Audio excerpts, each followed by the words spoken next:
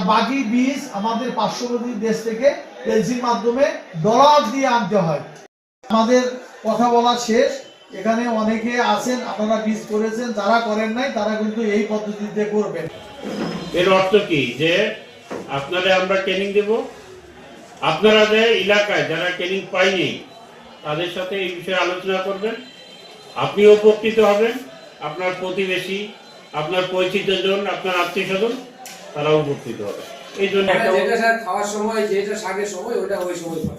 আমরা কিন্তু একটা ইতিহাস ভুলে যাচ্ছি, আপনারা যারা সিনিয়র আছেন তারা এটা মনে থাকার কথা যে আমাদের উত্তরবঙ্গে যখন অভাব অনটন বেশি ছিল আজকে 30 বছর আগে, আপনি কিভাবে উপকৃত হবেন, সমাজ উপকৃত হবে, দেশ উপকৃত হবে, আপনাদের যদি মতামত থাকে আপনি দেন, আপনারা বলেন। এই অর্থকরী ফসলে এটার টিকে রাখে, এটার উৎপাদন, এটার সরবরাহ, এটার ব্যবহার, হ্যাঁ, এর বহুমাত্রিক ব্যবহার, এগুলো ফাঁকফোকর যদি থাকে, আমার অন্য ফসলের ফাঁকফোকরের মধ্যেও আমি কিন্তু পানির উৎপাদন করতে পারবো। ভাদ্র মাসে আমার উঁচু জমিতে সাধারণত কোন ফসল থাকে?